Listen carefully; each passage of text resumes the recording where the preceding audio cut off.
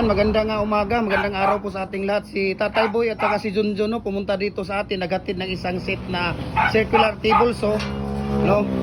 Ihatid nila dito, ipapadala natin ito sa ano naman natin to ipapadala sa Banari City Hardware ng Tangkod City. Ayan, sa sino pang hindi nakapag-follow ng Facebook page natin, follow na po kayo. Jim Hardware and Kukulamber and Concrete Products. Balulang branch, Jim Hardware and Kukulamber and Concrete Products, Sanituan branch, at saka Jim Hardware and Kukulamber Tambo Makasandig branch, saka sa ating YouTube channel, Felix Tan Pagikan Jr.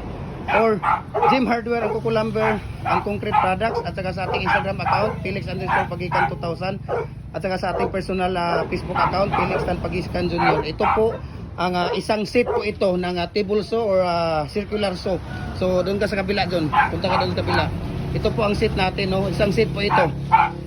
So, ang machine po dito, ang electric motor na gamit natin ay 10 horsepower po, no?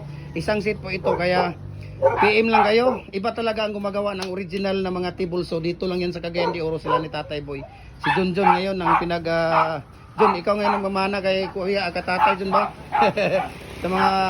sa mga lahat ng klaseng mga ano, yung steel light, yung blade na paghahasa, Kuya. Paghahasa ng blade, di ba? Ayan, so PM lang kayo. Ito po ang set. So maraming salamat. God bless po Kuya. Atay, thank you Taya at saka kay Junjun. Maraming salamat sa inyo and God bless po sa ating lahat. Ayan.